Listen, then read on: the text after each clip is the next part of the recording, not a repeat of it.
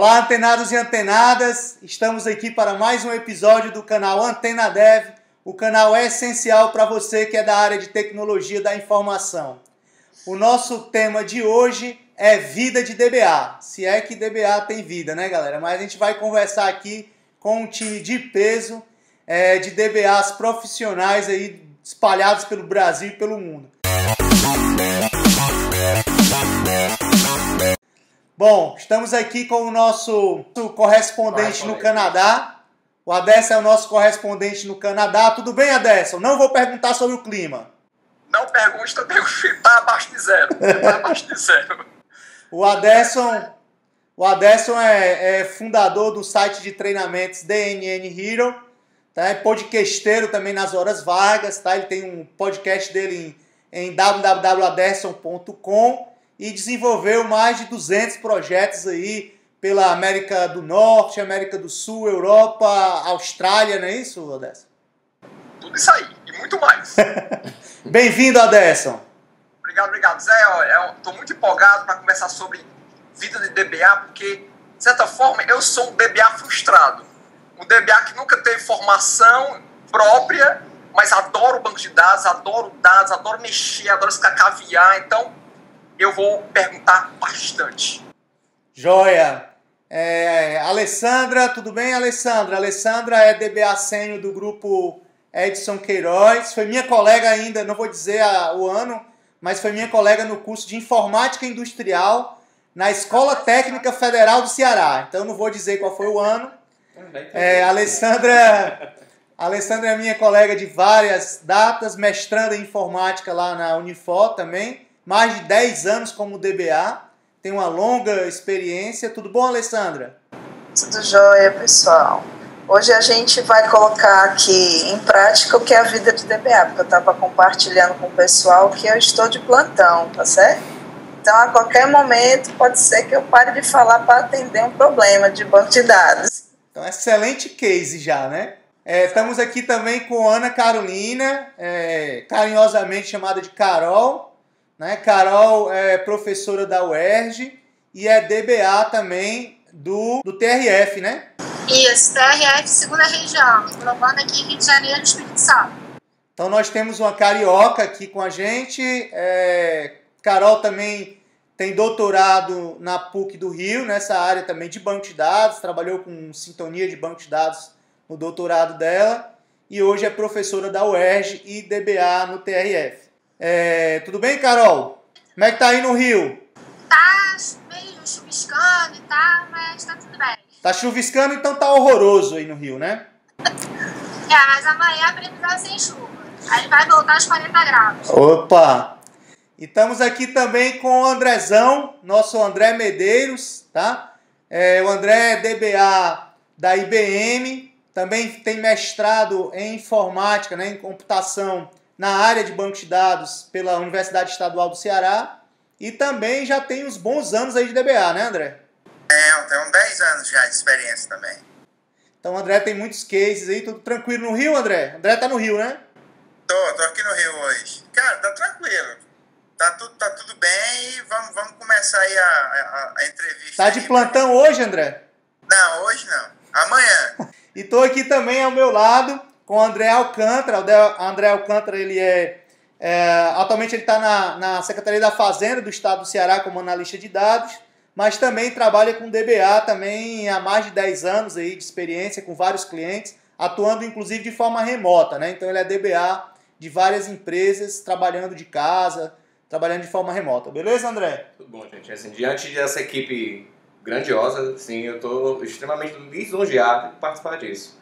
Porque assim, 10 anos de experiência, porque eu comecei muito novo, tá? Comecei mais ou menos com 12 anos. Não, brincadeira da parte. Todo mundo aqui começou novo, né? Mas, assim, realmente é interessante a gente descrever realmente como é que é uma vida de um DBA. Eu acho que é importante as pessoas saberem e entenderem, porque muitas vezes a gente não tem tanta disponibilidade do que talvez um developer, sei lá, né? Às vezes as pessoas não entendem. Por que eu trabalho com tecnologia? Por que eu tenho que ficar em casa? Ou por que tu tem que estar no trabalho de sábado à noite? Sei lá, esse tipo de coisa. Mas é isso aí. Bom, vou começar logo perguntando, né? Já que ele tocou nesse assunto, né? Que é difícil explicar. Tem esposa, namorada, Como é que você explica para a esposa que domingo, né, à noite, de sábado para domingo de madrugada, você tem que estar no trabalho? Isso é verdade. Vai lá. Sério. Vamos lá, começa comigo? Já aconteceu comigo também, de namorada chegar pra mim e dizer o seguinte: meu irmão, tu vai sair comigo ou tu vai ficar aí nesse computador? Pô, meu trabalho, né? Difícil explicar, né, Andréia? Vamos lá. Outra Andréia. Eu tenho uma filhinha de 4 anos, né? Sou casado já há 11 anos de casamento e, graças a Deus, eu tenho um laço de confiabilidade muito grande com a minha esposa. Apesar de, hoje em dia, tem ferramentas que auxiliam, né? Tipo, o Facebook te dá a localização de onde você está.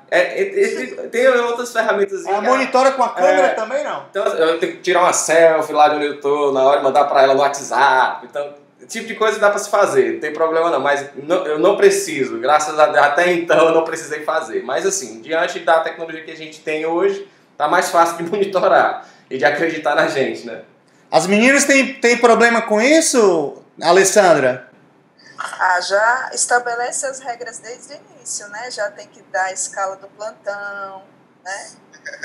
Já sabe, dá para ver o carro lá no estacionamento da empresa. Tem umas coisas assim que já entrega você, né? Mas assim, quando no plantão em casa, aí não pode sair de casa, né? Aí... Netflix, né? Dá para ver um filme. Às vezes, viu, Zé? Pausando, né? Pausando. Carol, tem esse problema, Carol?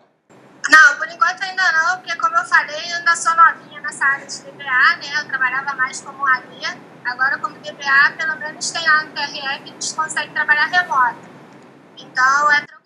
Mas você fica de plantão também? Sim, de vez em quando sim. Mas aí é o seguinte, a gente tem um grupo no WhatsApp de infra, e aí quando dá algum problema a gente tem que estar sempre ligado nesse grupo. Aí a gente entra remoto. Então assim, a gente fica o tempo todo online no WhatsApp.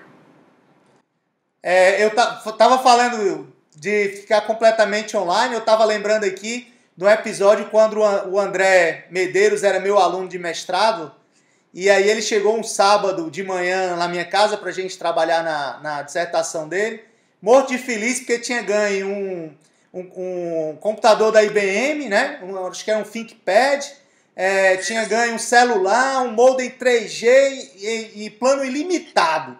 E ele morto de feliz, cara, a empresa me deu tudo isso. Eu disse, pronto, lascou-se, perdeu a vida, né? Lembra disso, André? Lembro sim. E perdeu a vida mesmo. Hoje eu tô aqui ainda, sofrendo do mesmo jeito. Aderson! Beleza. Eu quero perguntar, alguém de vocês, eu quero perguntar a Alessandra especificamente, qual é um dia típico, como é um dia típico na vida de um DBA? Começa pela manhã e termine no final do dia. Rapaz, dentro do Grupo Asqueróis, a vida de DBA, ela é cheia de surpresas, né? Você tem que saber trabalhar com os imprevistos, porque você pode estar com o seu ambiente bem, seus bancos funcionando direitinho, e alguém pode pedir para aplicar uma mudança num sistema, e a casa cair. E aí a culpa é do DBA, porque foi ele que aplicou a mudança, certo? Não foi ele que desenvolveu, mas foi ele que aplicou. E muitas vezes ele tem que se virar nos 30 para provar que não é um problema de infraestrutura, que é um problema de desenvolvimento, e ainda tem que ajudar o desenvolvedor a solucionar o problema. Eu já vi esse filme. Muito bem. Então eu quero dar um follow-up, eu quero dar uma continuação, mas eu quero pegar outra pessoa. Quem já jogou a culpa do problema em cima do desenvolvedor? Ana Carolina. Isso aí a gente sempre joga, né? Como? A culpa é dele, né? Eu tive um caso diferente, que eu joguei a culpa por analista de sistemas, que desenvolveu o diagrama de classes. Ele criou um modelo extremamente normalizado. Então, assim, para você buscar um gênero, eu tenho que ir numa tabela, para tu ter ideia. Então, assim, tem consultas no sistema que hoje eu cuido da Cefaz, que faz, talvez, 27 joins para trazer uma informação. Então, a culpa é do analista, nesse caso, não é culpa do desenvolvedor. Quando eu digo para os meus alunos que eles vão fazer consultas com 27 tabelas no Join, eles não acreditam, sabe? Existe. Deixa eu dar uma continuação aqui. Vocês tocaram num ponto interessante, que é a modelagem de dados, sabe? Eu queria entender se o DBA ele se envolve nessa parte também, ou se ele só herda uma modelagem que veio de alguma outra pessoa? Eu vou botar essa para o André Medeiros. Cara, tipo assim, aqui a gente depende. Tipo, quando você começa um projeto e ele envolve o DBA, a gente dá as dicas da gente de como a gente faz. Agora, também quando não envolve, a gente herda o que já tá lá, entendeu? Na Cefaz tem um ambiente interessante, André. Quer comentar? Posso sim. Na verdade, o que acontece é o seguinte: quando se tem um analista, ele geralmente é o detentor do negócio, ele está envolvido com a área de negócio, faz o levantamento e passa um modelo de classe para a gente. O que é que o DBA faz? Ele analisa dentro daquele modelo de classe e a tecnologia que é escolhida para aquele projeto e adapta, tipo de campo, né? Quando tem polimorfismo ou herança, alguma coisa do tipo, a gente tenta estruturar isso no banco, né? A gente tem, por exemplo, no projeto S2, uma herança simples de pessoa, uma tabela pessoa com pessoa física e jurídica, né? Então, no Postgres, a gente criou uma tabela pessoa, tem uma tabela pessoa física e uma tabela pessoa jurídica. E o ID da pessoa coincide com os IDs de pessoa física e jurídica. Então, é uma forma que a gente modelou a herança dentro do banco de dados. Então, na maioria das vezes, o DBA ele só participa dessa parte. Ele não participa da parte de negócio.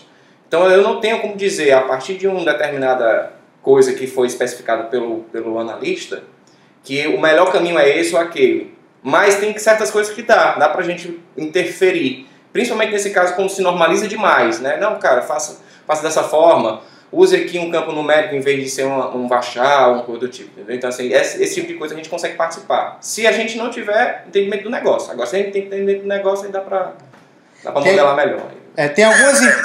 Tem algumas empresas... Tipo, assim, você tá dentro da Cefaz, né? Eu, por exemplo, a gente é IBM, a gente, tipo assim, você não escolhe conta. Uma vez tu tá no cliente, depois tu tá no outro, depois tu tá no outro, depois tu tá no outro. Então, é verdade. Bem cada diferente. Um negócio diferente, entendeu? Só complementando, Aderson, tem algumas empresas, né, na Cefaz também adotam um modelo desse, onde você separa bem as responsabilidades do AD e do DBA, né? Então o AD cuida do projeto lá conceitual e lógico, né? Mas ele não tem acesso direto ao SGBD, então ele não cria tabela, ele não cria índice, né? Em compensação, o DBA é responsável por criar as tabelas, os índices, manter tudo funcionando, mas não é ele o cara que decide a questão do modelo de dados. Ele até participa, dá opiniões e tudo, mas assim, não é a tarefa dele bater o martelo, né? Então, em algumas empresas tem uma separação bem clara entre o AD, né, o administrador de dados, e o DBA. Né? E é um tópico que eu acho que é importante ser falado, né? Acho que não sei se a gente vai chegar no momento para falar sobre isso. Separar exatamente essa questão de analista de dados e o administrador do banco. Né? E na Cefaz é um case bem específico, é um negócio bem separado. E tem uma questão de segurança aí também, né? De separação de responsabilidades. Então, se uma pessoa, se um só profissional tem acesso a essas duas tarefas, né, tanto ao modelo quanto ao acesso físico ao banco, a probabilidade de se cometer fraudes é maior. Né? Então, quando você separa as responsabilidades, você diminui ou você tenta mitigar a probabilidade de ocorrência de fraudes. Tá? Por isso que em bancos, secretarias de fazenda, em geral, esses papéis são bem definidos. Já em outras empresas, não. Às vezes o DBA, né, é ele que define o modelo. Faz os dois. Faz os dois, né? Acaba fazendo os dois. Aderson, perguntas? Eu queria saber, voltar um pouco para a sua pauta, Zé. E um pouco mais sério agora. Como é que se inicia a carreira de um DBA? Ana Carolina, queria que você respondesse essa. Pois é, eu tinha os casos de programadores que eu tive problema, mas passou, né? Como se inicia a carreira de DBA é difícil para mim, porque como eu fui aprovada no concurso e fui colocada direto como DBA, fica complicado, porque há 10 anos atrás eu trabalhava só como administradora de dados, então essa pergunta passa à frente. Carol foi promovida de AD para DBA em segundos, né? Pois é. Mas pode responder como é que começou com AD, né? O que fez escolher, em vez de desenvolver, trabalhar com AD. Por que AD, né, Carol? Então, eu já tinha feito mestrado em banco de dados e aí os professores foram minha banca e aí me convocaram para um projeto na Petrobras na parte de analista de dados. E aí, em si, eu fui subindo e tal, até chegar consultora de banco de dados. E aí a gente fazia toda a parte de modelagem e tal. Não tem muito como, assim, como iniciar. Ale, tem dicas? Realmente quando programadores começaram a querer interferir no modelo de dados. E aí gerou uma série de problemas na Petrobras. Assim, eu comecei, né, assim, quando eu digo que eu tenho mais de 10 anos é porque eu não posso dizer o tempo certo, né, Zé? Você não me entregou dizendo que conhece de mim da escola técnica, eu não posso nem dizer as bolinhas do ano, né? Mas vamos lá. Eu acho que uma coisa muito importante para o DBA é ter um conhecimento de lógica de programação, tá? Por incrível que pareça, não tem nada a ver com banco de dados, mas influencia diretamente no trabalho. Então, assim, eu iniciei minha carreira como programadora, tá? E eu tive o meu primeiro contato com banco de dados, que eu me apaixonei por banco, eu não sei se é porque ele era muito bonitinho, e hoje a gente nem considera ele um banco de dados, que é o Access. Eu me encantei com o Access pela praticidade dele, pela forma que arrastava as coisas e já conseguia obter informação. E a partir daí eu comecei a juntar o conhecimento, programação, modelagem de dados, ele tinha aquela assistente dele fantástica. QBE. Né? Que a primeira vez que eu entrei no Oracle, eu disse, sim, e aí, o que eu faço? Cadê o QBE? Eu só tinha um prompt agora, né? Então, eu acho que isso foi muito importante na minha carreira, a questão de começar programando, entendendo aquele modelo que o analista entregava para mim e começando a mexer no banco de dados de desenvolvimento, porque é o programador que mexe. No ambiente de desenvolvimento é ele que faz tudo, entendeu? E eu acho que isso é muito válido para início de carreira. Assim. Se a pessoa, nesse momento, gostar de banco, ela tem uma tendência a ter uma vocação a ser DBA. Se ela odiar, porque eu conheço as pessoas que não gostam, detestam essa parte de tabela, de construir a questão de integridade referencial, de relacionar os dados e tudo. Acho isso um porre. Eu adoro. Então é uma questão de vocação mesmo. Ale, eu concordo contigo, tipo assim, pro cara ser um DBA, o cara tem que passar pela programação também, tá? Porque se o cara for puro, ele vai sempre defender o banco, né? E a gente sabe que, às vezes, não é, né? Isso eu concordo com a Alessandra. Tipo, você tem que passar pela programação para você ser um DBA bom. Eu passei, acho que muita gente aí passou, né? O engraçado, André, é que tem muitos alunos que às vezes não gostam muito de programar e procuram o job, né, a carreira de DBA por não gostar de programar. Ele está iludido, né? Porque vai ter que escrever script pra caramba e scripts monstruosos. Ou seja, você não está programando em Java, uma interface, mas programa, né? Como é que tu vai discutir com um desenvolvedor se tu nunca passou por lá, entendeu? Então, você tem que ter uma base. André? No meu caso foi interessante porque eu sou formado no Cefet, né? Fiz Centro Federal, que agora é Instituto Tecnológico, né? Fortaleza, e eu fiz o curso de telemática. E lá a gente não tem cadeira de banco de dados, mas temos cadeira de POO, temos cadeira de lógica de programação, né? E a gente teve alguns projetos que eu precisei fazer e usei banco de dados. Na época eu fui até o Access.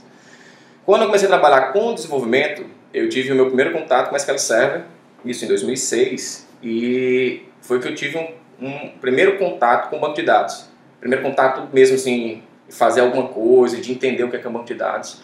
E foi paixão à primeira vista.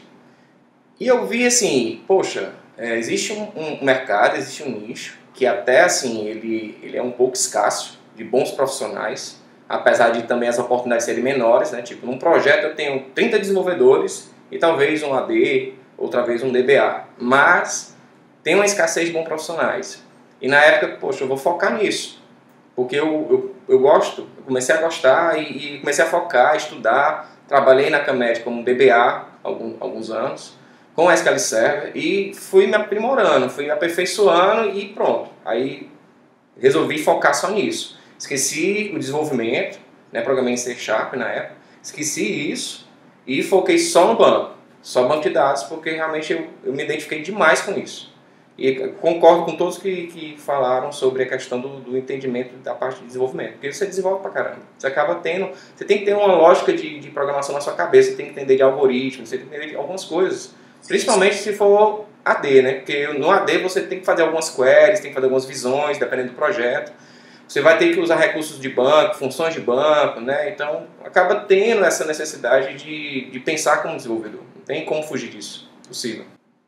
O André tocou num ponto aí importante, que é essa escassez de profissionais, né? Essa escassez de profissionais, Adécio, deve ter um motivo, né?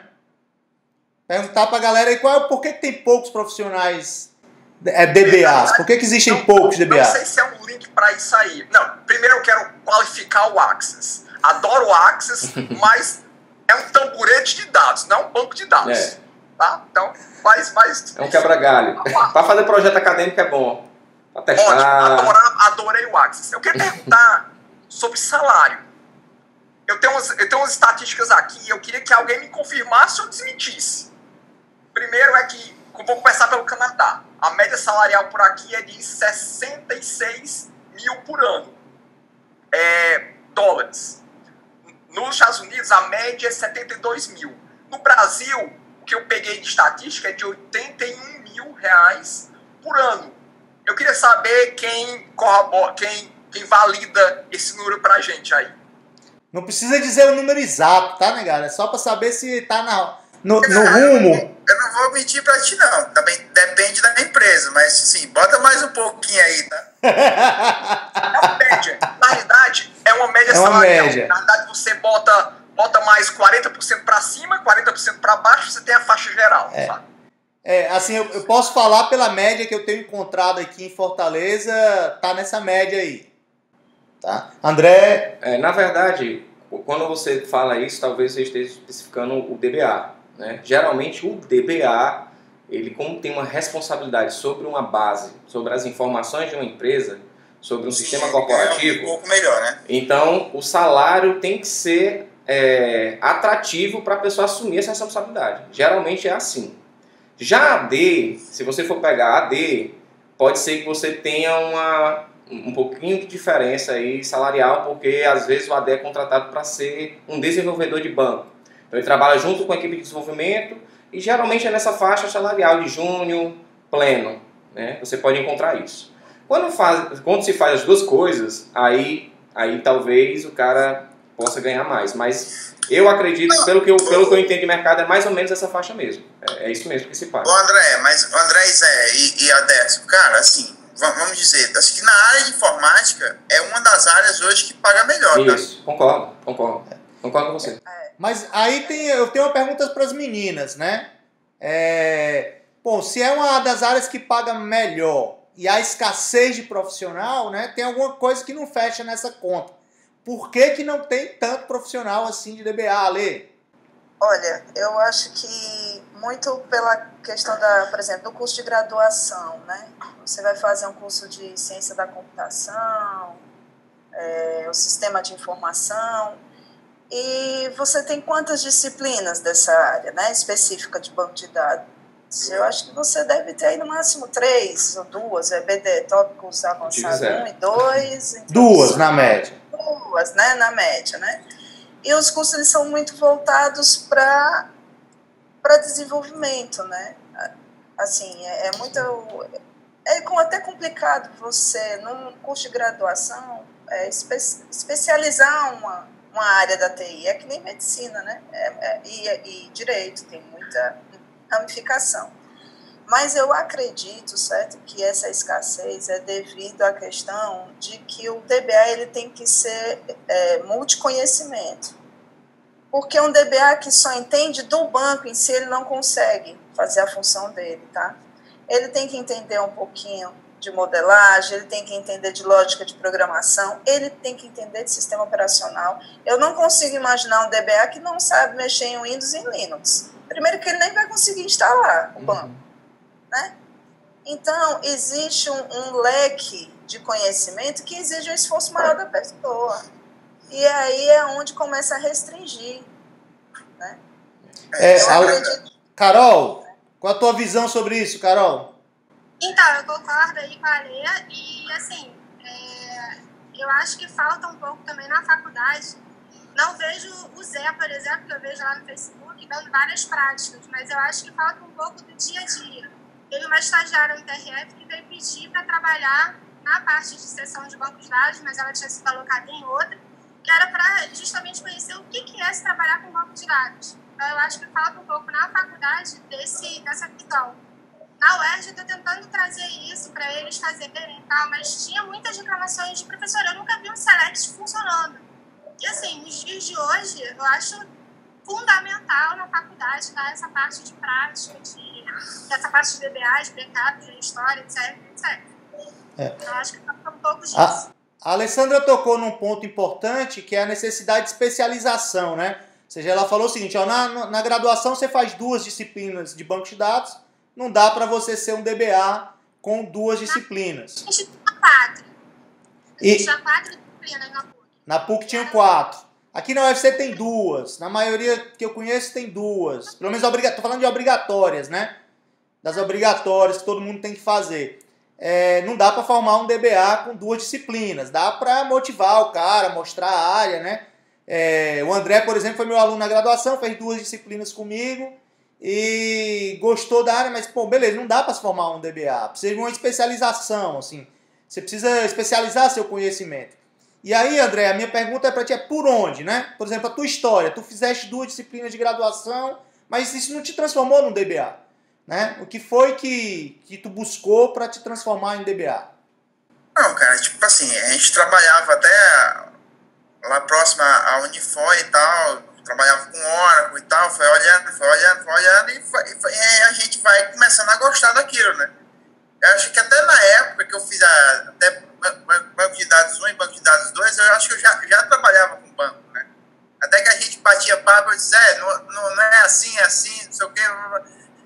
Então, tipo assim, cara, é paixão. Na verdade, quando você olha, gosta e vai, tipo assim, eu também programava, mas nunca, vou te falar, supor, eu tenho noções, mas não gosto, entendeu?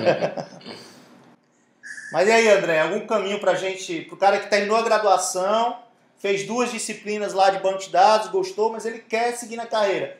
Tem curso para ele fazer, tem o que ele lê, tem curso no Coursera, tem especialização, tem certificação, qual a rota aí?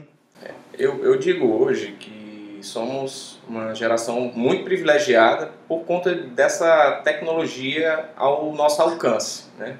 Hoje a gente tem um Coursera, a gente tem o Udemy, né? Tem vários sites de curso.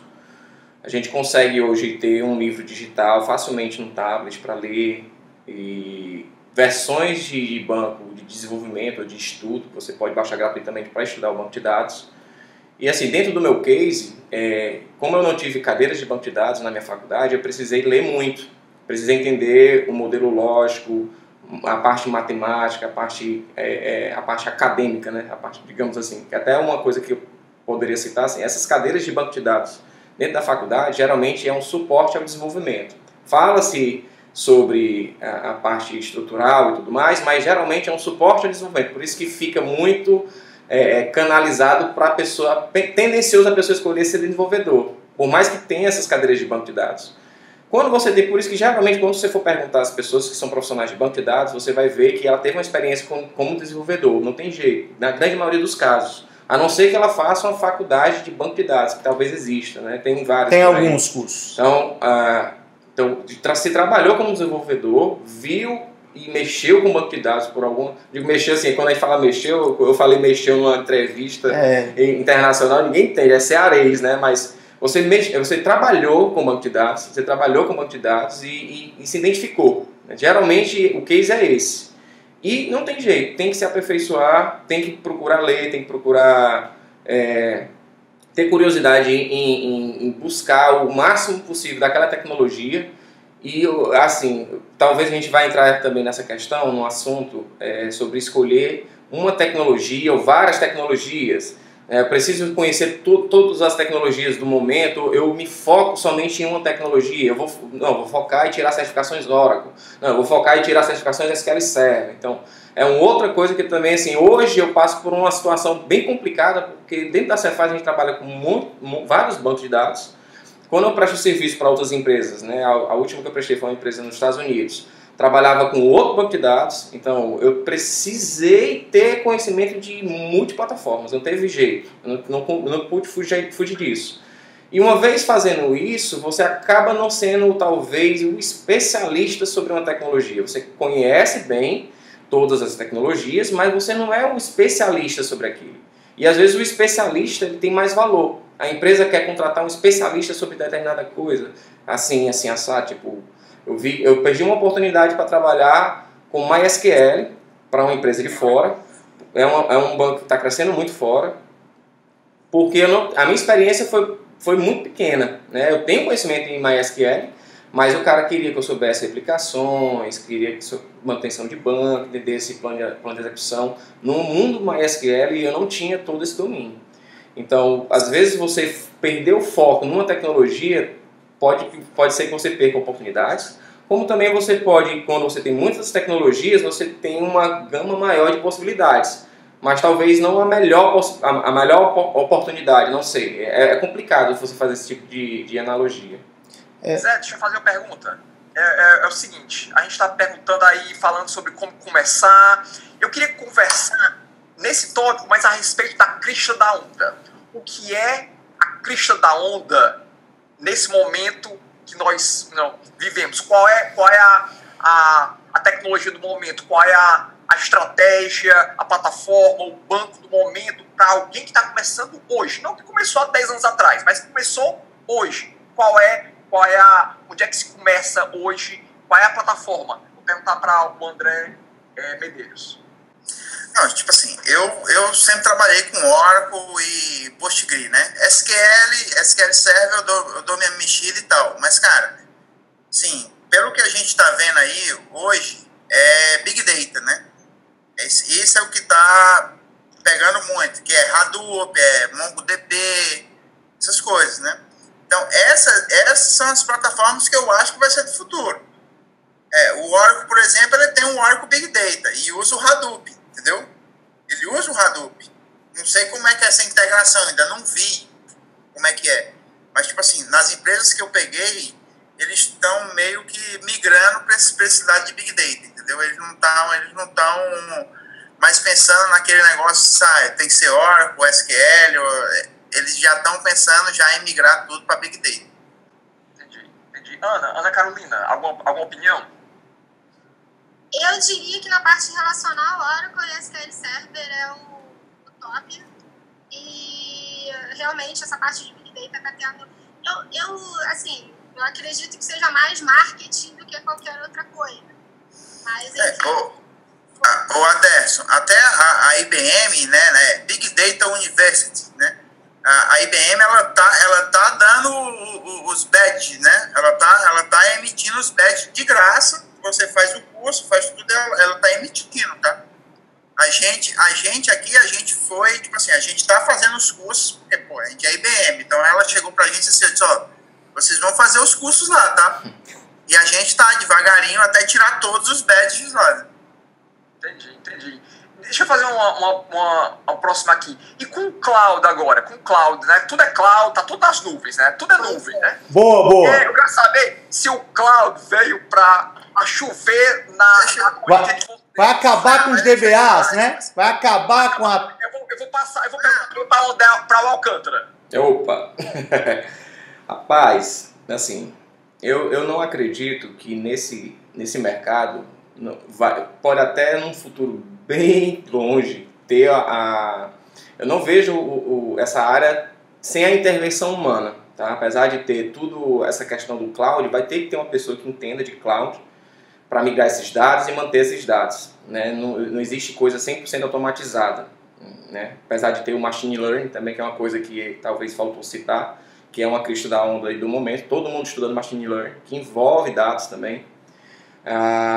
falou do MongoDB, a gente poderia generalizar isso não só no Big Data, mas nos NoSQLs da vida, né, Cassandra, enfim, porque são bancos que otimizam as informações e estrutura em forma de documentos, diferente do modelo relacional. Então, para o caso de Big Data, realmente são bancos bem performáticos e bem diferentes. Se você for no mundo relacional e for para o mundo NoSQL, você se perde totalmente, é outra coisa, é outro universo. Né? No caso do MongoDB, trabalha com JSON, para você ter ideia. E eu acredito o seguinte, que não tem como perder a intervenção humana. Se o cloud veio como uma tecnologia para ser, digamos, substituída por que a gente conhece hoje, modelo de servidor, vai ter a intervenção humana. E essa intervenção humana vai ser daquele cara que vai estudar isso, vai se especializar nisso. Eu acredito que é uma forte tendência, tudo sem nuvem. Né, perder esse modelo de data center nas empresas. Mas que se você for parar para pensar, lá na ponta é um data center. A nuvem nada mais é do que um data center. Né? Então, vai ser só uma adaptação. Eu creio nisso, eu creio que é uma adaptação. A pessoa vai se adaptar a essa nova realidade de mercado que vai ter aí, está tendo aí das nuvens. Eu queria ouvir a opinião das meninas aí, da Lei e da Carol. Só complementando aí o raciocínio do que está na crista da onda, né? Assim, lá a gente tem uma diversidade muito grande de serviços, de sistemas. Então, assim, eu posso dizer que a gente tem, dos bancos de dados relacionais, a gente tem todos, tá? E agora está surgindo algumas soluções no mercado voltado para essa parte de analytics. E nós já estamos contratando alguns sistemas na nuvem, alguns serviços. Então, esses serviços, o DBA nem mete mais a mão, tá certo? Ele começa a ter que ter um outro...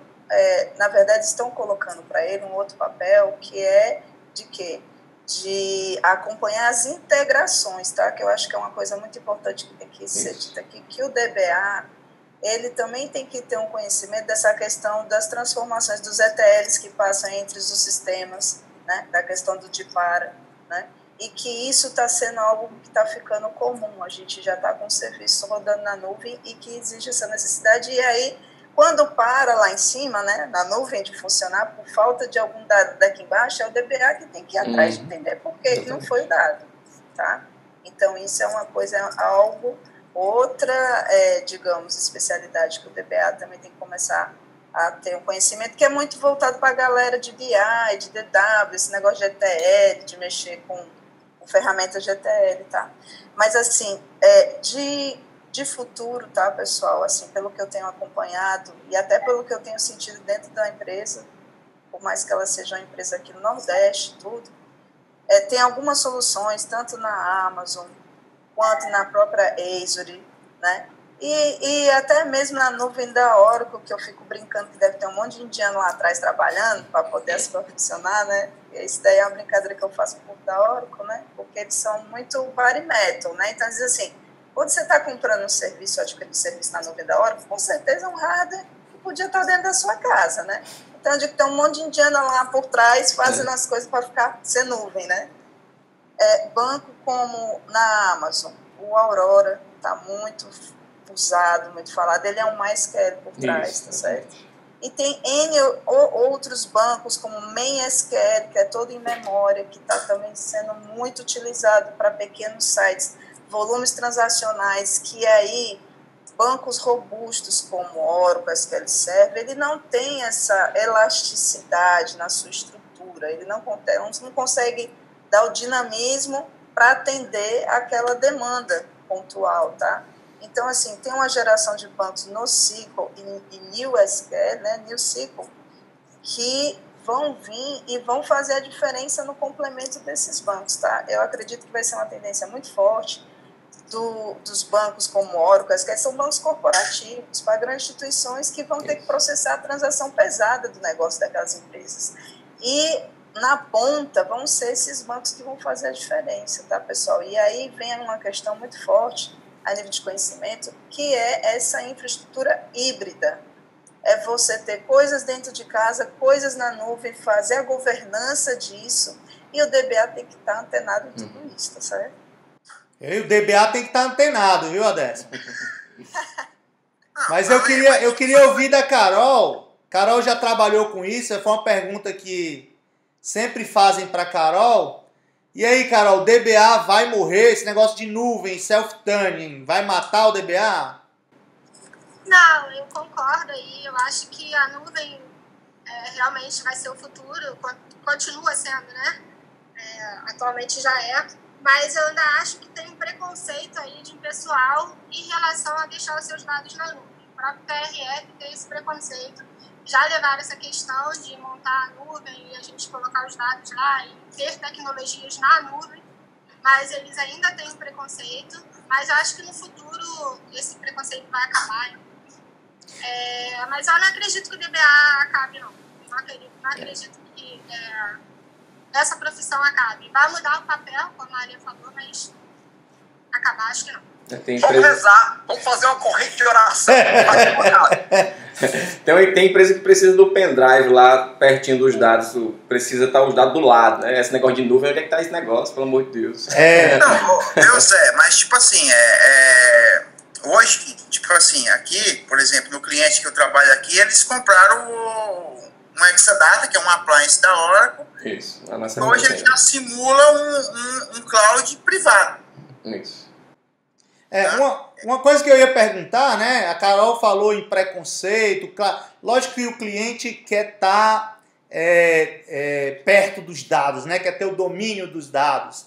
Da mesma forma que o DBA, quando eu e Carol trabalhamos com self-tuning e a gente ia mostrar as ferramentas de self-tuning, o DBA ficava, epa, peraí, mas eu não quero que um software mexa nos meus dados, né? Não, vai que ele faz alguma cagada lá nos meus dados e aí, né?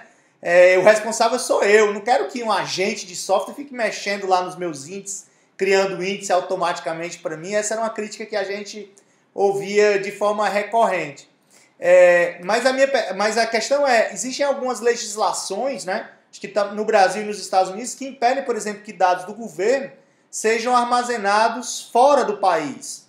Então isso implica que você não pode guardar numa nuvem, por exemplo, dados do governo brasileiro numa nuvem que está nos Estados Unidos. O problema da nuvem é que você não sabe onde é que ela está também, né? Na maioria das vezes você não sabe. Você tem o continente, mas você não sabe onde está aquele data center. Então, por conta disso, por exemplo, o Serpro está montando uma nuvem para o governo federal, né? Uma estrutura de nuvem para o governo federal para vender serviços para os outros órgãos do governo federal de serviço de nuvem, né? Que aí eles asseguram que o dado está no Brasil. Tá? E essas grandes empresas, só para complementar aí, como por exemplo Microsoft, Amazon, para poder atender a esse requisito da nuvem estar naquele país, eles montam infraestrutura local. Por exemplo, aqui no Canadá, mesmo em Toronto, a Microsoft está montando uma infraestrutura enorme para atender aos requisitos de que certos dados têm que estar no país. Então, é isso aí. Eu queria perguntar um negócio aqui, eu não sei se você tem algum segmento com relação a isso, Zé. Não, pode continuar. Eu queria perguntar para vocês sobre privacidade. Sabendo do que vocês sabem, DBA, você tem acesso aos dados, vocês acreditam que existe privacidade, quer seja Facebook, quer seja banco, sem se comprometer? Não se comprometam aqui. Vocês podem pedir a 5ª emenda americana. Então, sem se comprometer, alguém acredita em privacidade aqui? Eu vou começar pela Ana Carolina. Eu não acredito não, mas... Depois do Snowden, ninguém acredita mais nisso. Pois é, assim, agora estão querendo montar um novo sistema lá, implantar um novo sistema e estão querendo uma forma de que o próprio DBA não tenha acesso aos dados, seja criptografado, tal, etc, enfim. Eu acho que tudo tem jeitinho brasileiro de ser, né? Eu não acredito em privacidade, não. André, qualquer André. Primeiro, para você. Medeiros. Andrezão. Cara, tipo... Tem um termo de confidencialidade, né, André? Sim, você assina o termo de confidencialidade. Você assina quando você entra, mas, tipo, cara, eu acho... hoje a gente usa o wallet da Oracle, né? Por exemplo, alguns dados eles são criptografados e tal, mas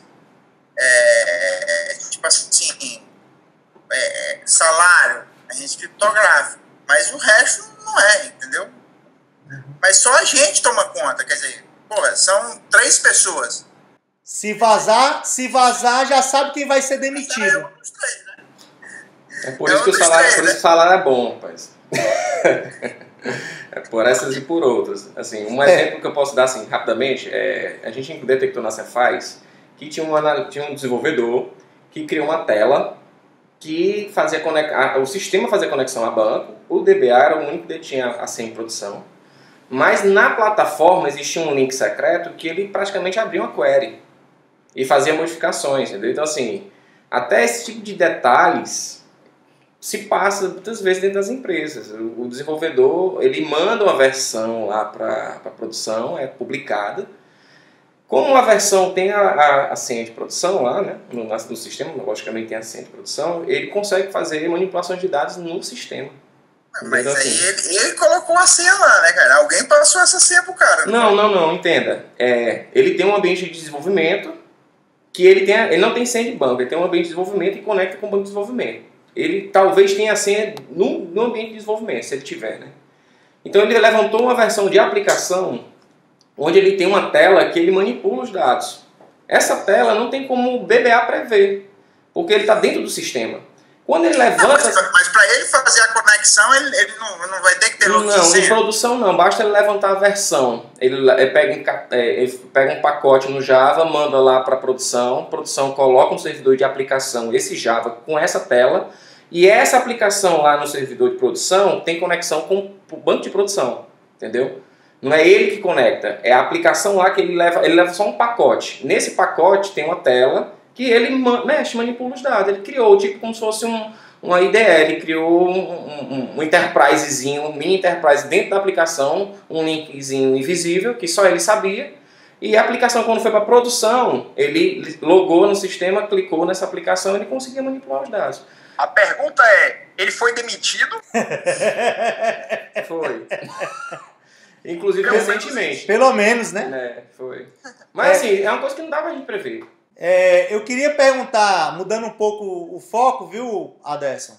Já que eu que tenho que fazer a zoeira e as tretas nesse canal, então eu queria perguntar qual a situação mais inusitada, mais engraçada, ou que você penou mais, né? Nessa vida de DBA. Por exemplo, quantos dias você já ficou no trabalho sem ir em casa, sem tomar banho?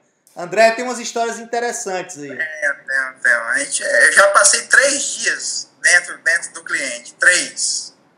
Nossa. Dormia nos sofás. Vai dizer que a gente dormia. Mas, tipo assim, se perderam o storage, o que tinha de stand-by a gente levantou e o que não tinha que recuperar. Nossa. E tem SLA, né? E o SLA lá, recuperando, voltando. E passei 3 dias dentro do cliente. O André tem uma história engraçada que uma vez a IBM mandou ele pro Rio, aí deu uma passagem só de ida, né, André? Foi, até hoje eu tô aqui, né? Diz assim, você sabe quando vai, quando volta não tem a menor ideia, né? Ale, tem caso engraçado, Ale? Zé, IBM, tipo assim, você atende o Brasil todo, né? Não tem essa, né? Às vezes você tá aqui, outro dia você tá em São Paulo, outro dia você tá em outro canto. Você chegou 9 horas no trabalho, você vai pra Manaus hoje. Desse jeito mesmo.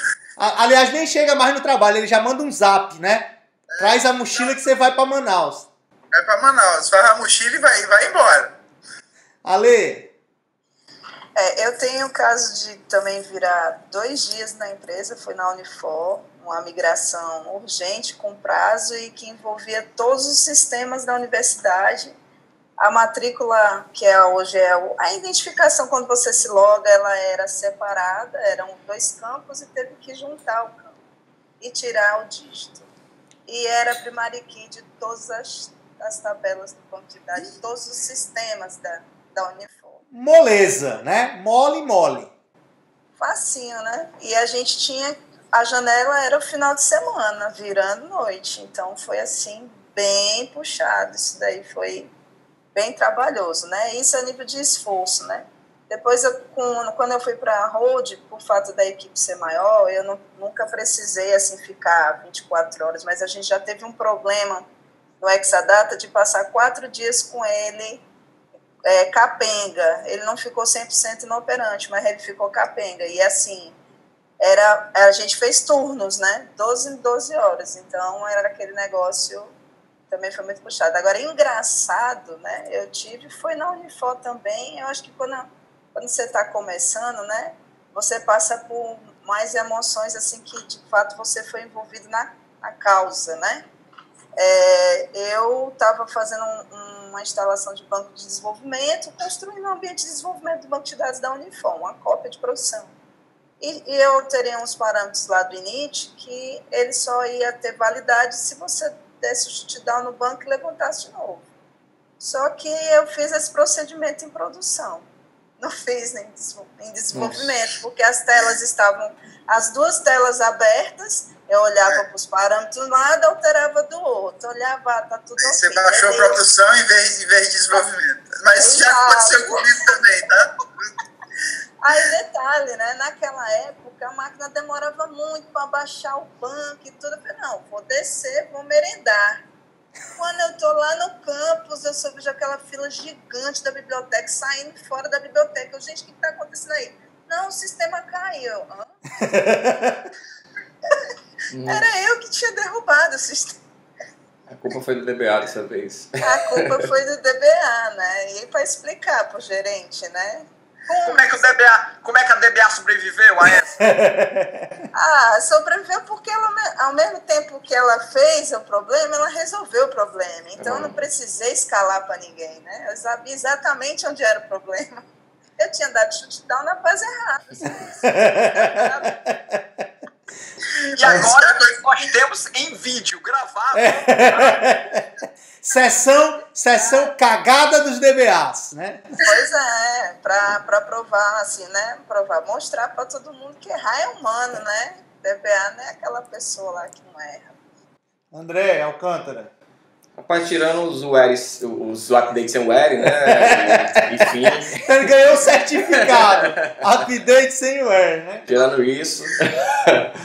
Na verdade, graças a Deus, por incrível que pareça, eu não tive nenhuma situação, fora essas questões que a gente sempre se depara, que é migração, virar um dia para o outro, problemas que acontecem, a gente tem muito problema de lock lá na Cefaz e eu já mostrei por A mais B que o problema está no código. É uma questão de negócio, que a transação não está sendo bem organizada, mas eu provei, tá? A partir dos logs e várias coisas.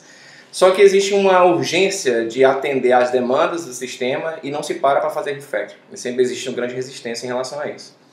Mas eu tive um problema muito grande com uma empresa internacional que me pediu para fazer uma migração do SQL Server para o Postgres. Eles queriam, a Microsoft queria uma quantia alta para renovação de licença e eles me deram um prazo assim, de coisas de dias. E o mais interessante foi que eu não poderia usar nenhuma ferramenta de ETL. E eu tenho conhecimentos em algumas ferramentas de ETL, né? O Integration Service do SQL Server e também do PDI, do Pentaho, né? Mas eu fui proibido. Eu tinha que criar algo que o SQL Server chamava função, criava as queries e eu chamasse um job lá no Postgres e executava tudo isso aí e criava o banco. E eu tinha um prazo assim, curtíssimo para fazer isso. E eu falei, Karine, minha esposa, cuida da Liz, que eu não existo durante alguns dias. Eu não estou aqui, às vezes eu precisava sair de casa para poder concluir isso. E consegui fazer, mas foi coisas que precisei dedicar vários tempos e noites de sono, abrir mão de noites de sono para poder concluir isso no tempo que eles me pediram. Então, assim, esses grandes desafios faz a gente até amadurecer e tudo, mas há um custo muito alto, às vezes, de você estar com a sua família e coisas assim. Carol, tem exemplos aí, Carol? Então, de virar a noite nunca ainda, né? Porque eu sou mais novinha. É a DBA mais vida boa que eu conheço, é a Carol. Equipe, eu falei que eu tinha pouca experiência como DBA. Eu conversei lá com o pessoal lá da nossa equipe, pedi um caso assim, e um dos DBAs que tinha lá, ele falou que ele deu um delete from table sem where. Uau. Acontece. Acontece. Aí eu falei, cara, e como você resolveu isso? Aí ele falou que teve que restaurar o backup da fila. Tem uma coisa chamada backup, né? Ele respondeu, né? Pois é, aí foi isso. Mas aqui tem... Quando funciona? Mas aqui tem um caso, não sei se já aconteceu com vocês, de um aluno meu que era programador numa empresa grande, num grande banco aqui. O banco de dados estava lento e ele era desenvolvedor e tal, e aí ele chegou morto de feliz lá pro pessoal da equipe. Resolvi o problema. Dei um set isolation level, né? Aí mudou de serializable lá para um bem liberal que deixava passar tudo, né? E aí os DBA saíram correndo, né, enlouquecidos, porque o cara tinha acesso ao banco e deu um set isolation level lá. Que bom, hein? É o Dirty Read, né? Leitura suja. Imagino como ficou esse banco, né? Mas aqui, uma pergunta, quem aqui já teve que reescrever SQL de developer? Eu? O tempo todo. O tempo todo, né? Por onde você vê a SQL mal escrito, né? Eu vejo por todos os lados, o tempo todo, né? Eu odeio com todas as minhas forças o Hibernate. Dois, né? É isso. Deve ser assim o pavor dos DBAs, esse Hibernate, né? Principalmente no nosso modelo lá na Cephas, que é extremamente normalizado, como o Hibernate cria a sua própria query, a partir dos relacionamentos das entidades, tinha select que chamava 280 colunas para pegar um código. Exatamente. Não, e select chama visão, que chama visão, que chama visão, que chama visão. Não tem um where nessa consulta, tem trilhões de tabelas no from e parece que ele dá select asterisco em tudo. Então ele traz todas as colunas e leva para a memória, né? Aquilo é assim, o bad smell. Se você vê assim, como não escrever uma consulta SQL, aí você olha para o Hibernate, né? Você quer aprender como é que não escreve uma consulta SQL. Aí você olha para esses geradores aí de código, né? Esses frameworks. Hibernate, Bats, né? Bats, né? Carol é que gosta desses frameworks. Aí chave Tô chamada fora. consulta, melhorei uma consulta lá pra quê, né? Aí só 50 chamadas. Isso aconteceu, não sei se já aconteceu com vocês, né? Eu tinha um aluno aqui que começou a fazer, não foi o André, foi um outro aluno, fez uma cadeira de banco de dados comigo e a gente discutiu reescrita de consulta. Ele também estava num grande banco. E aí ele reescreveu uma consulta lá que durava 3 horas e passou a executar em 20 minutos. Então toda a equipe ficou super feliz com ele lá, né? E ele ganhou aumento, logicamente, né? De trabalho. Botaram todas as consultas para ele reescrever, né? É o preço de resolver problema. Não sei se já aconteceu com vocês algo do tipo.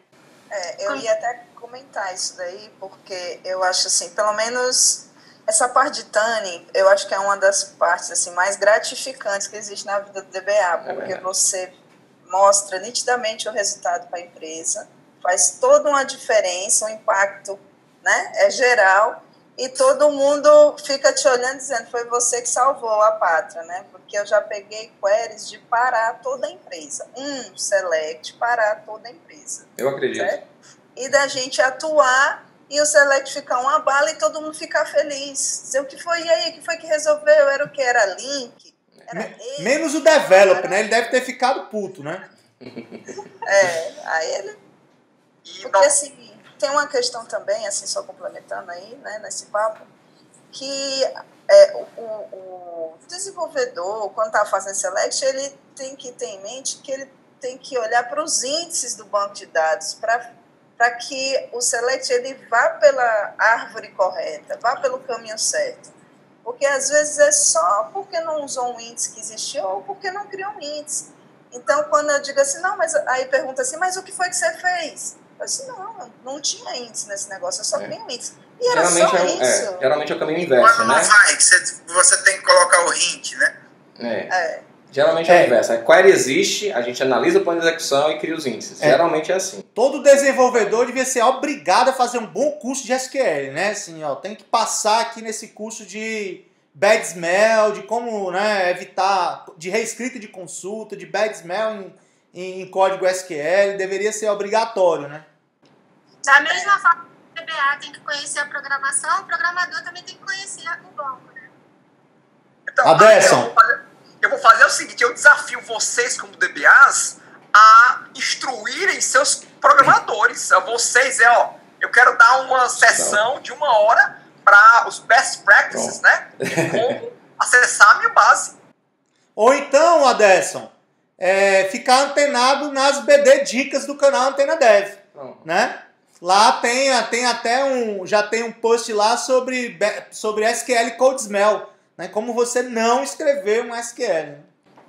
Na Cefaz, a gente teve um projeto piloto exatamente para atender os desenvolvedores nesse sentido, não só na parte de banco, como também algumas pessoas ainda trabalham com AX, com Natural Database lá, pessoas antigas, que existe a possibilidade de reciclá-las para aproveitar em outros projetos futuros. Então, teve curso de Java e eu ministrei o curso de banco de dados, na verdade a parte de queries para esses desenvolvedores. Existe um plano para um segundo momento, que é justamente para essa questão de consultas otimizadas, né? Para explicar qual é o melhor caminho, como se criar um índice, por que é assim, por que é assado. Porque a princípio, como foi para essa turma de reciclagem, o foco foi voltado mais para as queries, montar as queries, usar recursos de função, saber o que é um select, saber o que é um where. Então, assim, existe uma preocupação dentro da Cefaz de fazer esse compartilhamento de conhecimento, né? Existe essa preocupação. Só falta mesmo, muitas vezes, a disponibilidade das pessoas, porque sempre estão ocupadas, sempre estão com demandas para parar e fazer isso. Mas existe uma preocupação dentro do órgão sobre essa reciclagem, sobre essa sensibilizar os desenvolvedores a utilizar o recurso de banco, né? Apesar de ter os profissionais específicos, separados para fazer isso, mas muitas vezes eles são mal utilizados mesmo. Eu queria fazer uma pergunta meio já indo para o final, mas fiquem à vontade, se você tivesse que escolher a sua profissão novamente, você escolheria ser DBA novamente? André Medeiros. Cara, eu acho que sim, tá? Mas assim...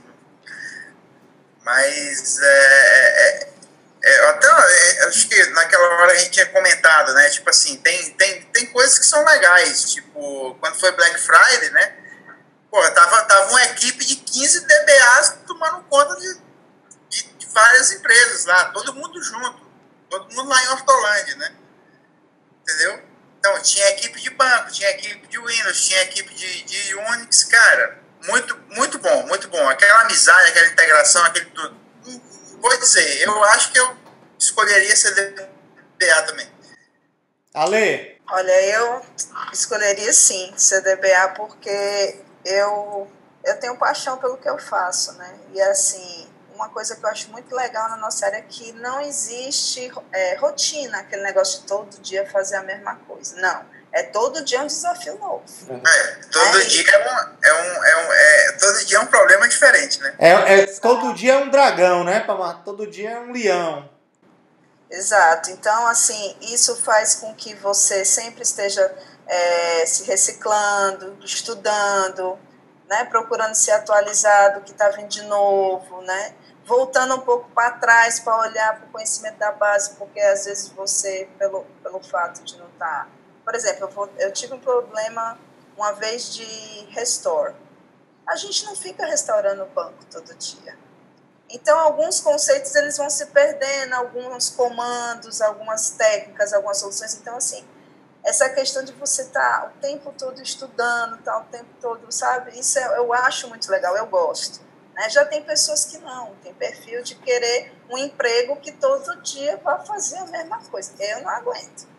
Pois Ale, pois vem pra cá que todo dia tem restaurante. Carol, você escolheria de novo, Carol?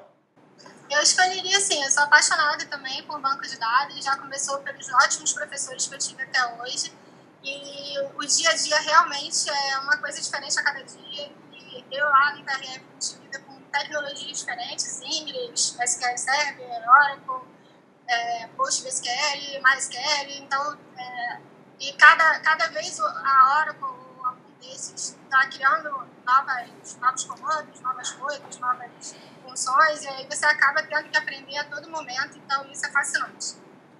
André? Oi. Não, André Alcântara.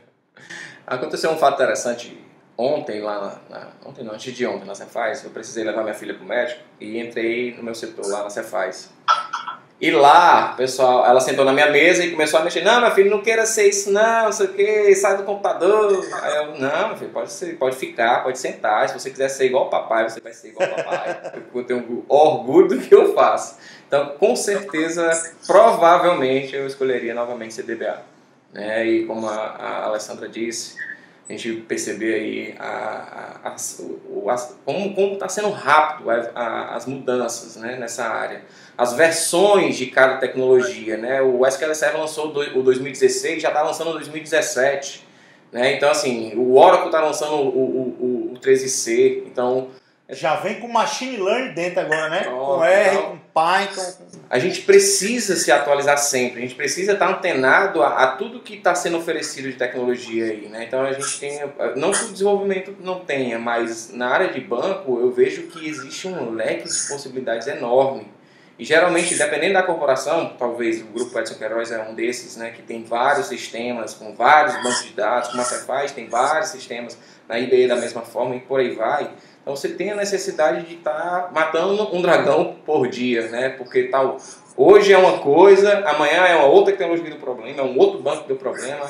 Aí tem uma query de um rapaz que parou o sistema. Então isso é muito bom, é muito dinâmico. Apesar de ser muitas vezes cansativo e muitas vezes até perigoso, mas se o cara tem a certeza do que está fazendo, tem segurança do que está fazendo, do conhecimento para resolver aqueles problemas, é prazeroso demais. Quando você resolve as coisas e dá certo, aquilo ali é muito bom, cara. É muito bom, muito legal. Aderson, perguntas? Eu só tenho a dizer que, só retomando o que eu falei no começo, eu não sou um DBA, mas eu amo dados. Eu vejo o banco de dados como você vê uma radiografia, talvez um médico vê uma radiografia e você vê, né, você entende, eu acho que você entende mais quando você vê dados. Né? Eu gosto de ir por lá. Se eu tenho que ser introduzido a um sistema novo, eu gosto de ver os dados, eu gosto de ver como é que eles se interagem, como é que eles se integram. Então eu admiro muito a profissão de todos vocês. Uma dica para quem vai começar, né? Imagine um aluno de graduação que quer seguir a carreira de DBA, está assistindo o programa, está achando massa, quer seguir a profissão de vocês. PostgreSQL, SQL Server ou Oracle, que certificação fazer? Que tecnologia escolher? As três? Começa primeiro de alguma? Tipo assim, eu já comecei com Oracle direto, não sei aí o pessoal. E também me especializei em PostgreSQL também, né? Então a gente fez todos os projetos. Mas tipo assim, para começar, cara, começa com SQL Server. Eu vou nessa linha do André, viu? Entendeu? Para começar, SQL Server. Mas depois você passa para outras coisas, entendeu? Outro André. Vamos lá. O que é que você acha? O que é que você diz para a galera que está começando aí? O Aderson falou sobre Cristo da Onda, né? Então, às vezes, depende muito de onde você está, depende do teu objetivo futuro, depende de uma série de fatores. Mas, em termos gerais, o que é que eu acho? Olhando o mercado hoje, o que acontece? O Oracle é um banco que está em grandes corporações, né? E o SQL veio como uma opção, talvez mais barata, mais acessível, para corporações que precisem de um banco mais seguro, de um banco com suporte, com confiabilidade, mas que de fácil acessão, comparado ao Oracle, obviamente, né?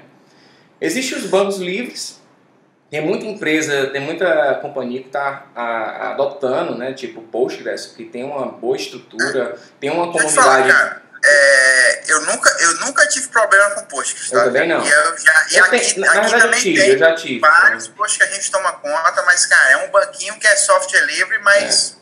Muito bom. E a comunidade, ela é muito atuante. Ativa, né? Ela é muito atuante no Postgres. Então, qualquer problema que você tenha, você consegue, a partir da comunidade, ter uma luz, uma solução, uma possível resolução técnica. Então, Na Cefaz a gente não está tendo problema, exceto quando a gente trabalha com imagens. Quando a gente trabalha com imagens dentro de banco, eu acho que não só o Postgres, mas a grande maioria deles, apesar do Oracle ter muito bom suporte para isso, mas quando a gente trabalha com imagens dentro de banco de dados, a gente tem muito problema no Postgres, a longo prazo, curto, médio e longo prazo. Mas eu também vou na linha do Andrezão. SQL Server é um banco bacana para se estudar, tem muita ferramenta disponível na internet para você pegar e baixar no seu computador, né? E tem mercado legal aí, entendeu? Aqui principalmente tem um Banco do Nordeste, que tem muita gente que precisa, né? Tem muitas empresas. Eu trabalhei com o mercado internacional com SQL Server, através da minha certificação. Agora vamos estudar para a certificação, tá? Não adianta você ter a certificação por ter.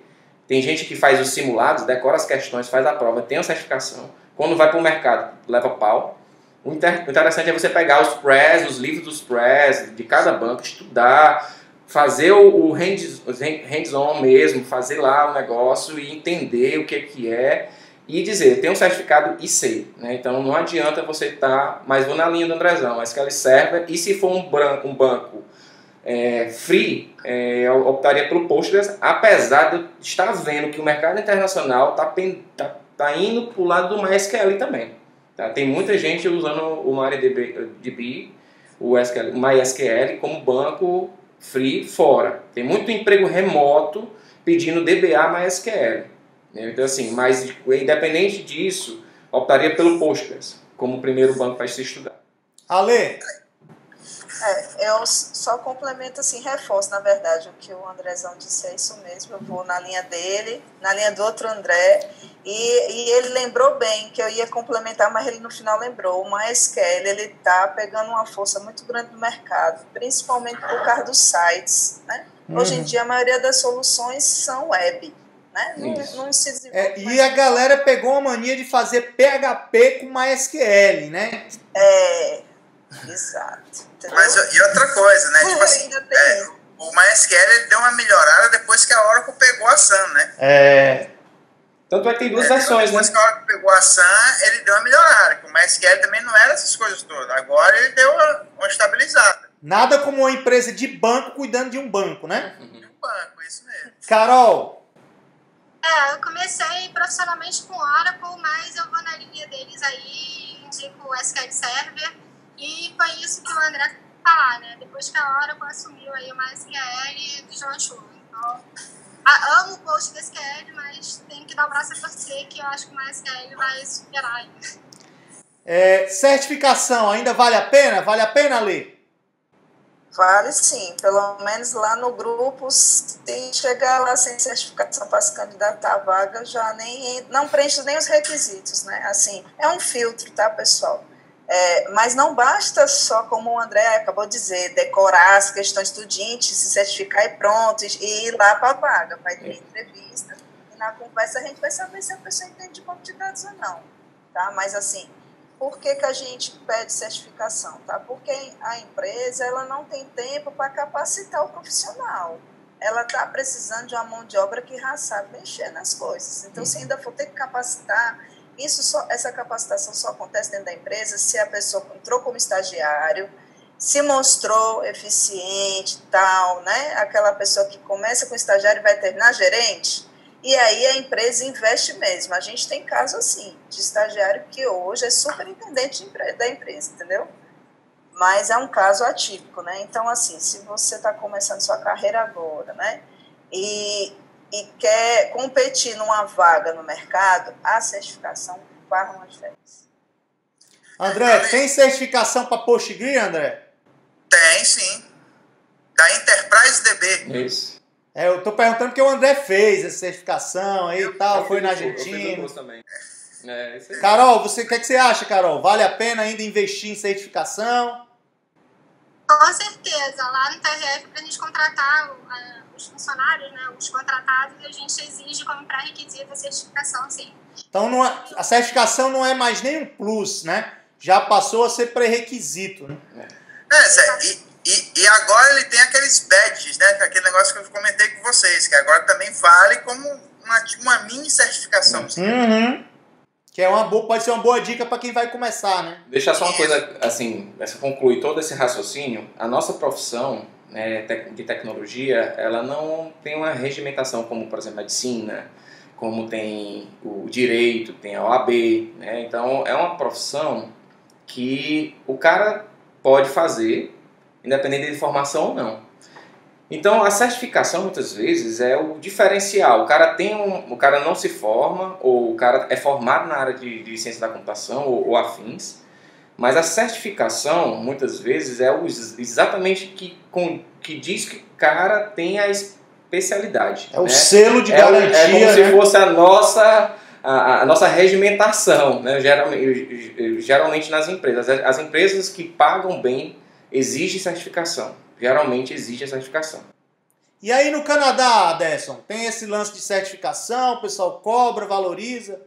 Sempre tem, Zé, sempre tem. Na realidade, complementando o que já foi falado aqui, é que a certificação passa a ser mais um item no seu cartão de visita, né? No final das contas, é você provar realmente o que você sabe, que é o que vale mesmo, mas a certificação, ele valida aquilo que a sua experiência está dizendo que você tem. Por isso que você, né, tem que juntar a experiência com o conhecimento. O conhecimento é provado pela certificação. Isso. E a experiência é pelo que você está passando na sua vida, na sua profissão. Né? De qualquer forma, a certificação abre portas, né? O que é que vocês acham? Perfeitamente. André? Perfeitamente. Sim. No LinkedIn me chamaram para uma entrevista para trabalhar no Banco do Nordeste, exatamente por conta da minha certificação. Viram que eu tinha certificação e eu falo, olha, o processo só começa, só está começando com você porque você tem certificação. Se você não tivesse, você nem começaria a fazer o processo. Então, garanto que abrirá portas, sem nenhuma dúvida. Bom, para finalizar, vocês que fazem contratação aí de profissionais, a Lê já tocou nisso, né? Quando você vai contratar uma pessoa da área de banco de dados, de AD, de DBA, o que você avalia, Lê? Quer saber se o cara faz mesmo, ou que outras aptidões, que outras skills você avalia?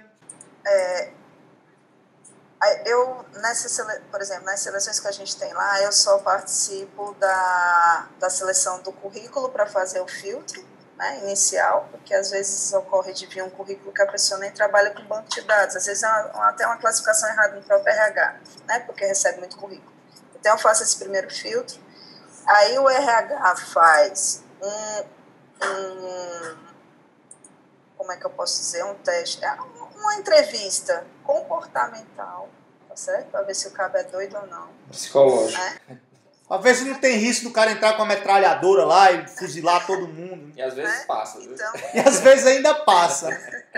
Então, o RH ele faz essa análise comportamental, psicológica, nos manda um relatório. Diante desse relatório, eu leio e vejo se eu vou entrevistar ele ou não. Né? Às vezes, ele já é barrado nessa etapa, tá, pessoal? Lá no grupo, por incrível que pareça, já teve 3 candidatos que eu achava que eles tinham condições de ter DBA, mas eles foram barrados no RH, e aí eu não tenho nem como intervir, porque aí foi nessa questão de comportamento, né, alguma coisa que o RH detectou. Então, assim, a galera tem que ficar esperta nessa questão de que não é só o técnico, tá certo? Vai que o cara é muito bom lá de comando SQL, de tuning no banco de dados, mas é aquele cara que pode ter enlouquecer e sair quebrando o storage todo, quebrando os hacks lá com os computadores, né? Pois é. E assim, na entrevista que eu faço, eu tenho um roteiro, tá? Em que eu vou desde o aspecto... eu faço algumas perguntas a nível pessoal, familiar, tá? Depois de experiência do passado, e faço algumas perguntas, mais ou menos como a gente está aqui conversando, e me diga aí uma experiência de um problema que você passou, uma coisa, né, engraçada e tal. Eu tenho isso também, né? E também escuto do candidato o que ele espera da empresa. Por quê? Porque a gente já teve situações da pessoa, tipo assim, ficou desencantada, né? Tinha uma imagem e depois viu que não era bem aquilo. Então, assim, eu tenho trabalhado para mostrar a realidade e para ver como é que se diz, a expectativa, tá certo? Eu acho que tem que ter assim, nós temos uma expectativa com o candidato e ele tem que ter uma expectativa. Ele já vem com uma expectativa. Eu sei que o salário é importante, mas não é tudo. Você não vai conseguir trabalhar numa empresa que você não se sente bem, ou não se encaixou, ou não está no clima, ou é algo muito difícil, ou, sei lá, algo que não dá prazer, enfim, né?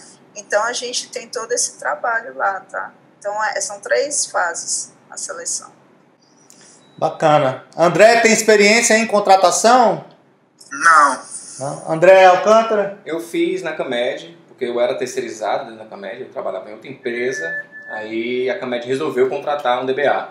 E como eu era terceirizado, eles queriam que eu fosse o contratado, mas na cláusula não era permitido. E eu tive que fazer a seleção dos candidatos a DBAs. Era cada aberração, assim, gente que não tinha nem noção, né, de banco, achava que fazia select era o suficiente para ser DBA. Aí eu perguntava, faça aqui uma rotina de backup incremental. Aí ele, hã? O que é backup, né? Tipo isso, entendeu? Então, foi a experiência que eu tive. E quando eu fui coordenador de um projeto, mas foi um projeto de BI, aí eu precisei de uma pessoa que trabalhasse com reports, então não tinha muito a ver com a área de banco. Tinha com dados, né? Mas foi tranquilo também, assim. Geralmente as perguntas que eu fazia eram justamente sobre as experiências no passado, né? Fazia algumas perguntas técnicas quando era específica para uma tecnologia, mas eu deixo, assim, geralmente a gente deixa a parte técnica pelo currículo, pela certificação. Mas caso a pessoa não tenha a certificação, a gente vai ter que fazer, né? A gente tinha que fazer um teste técnico.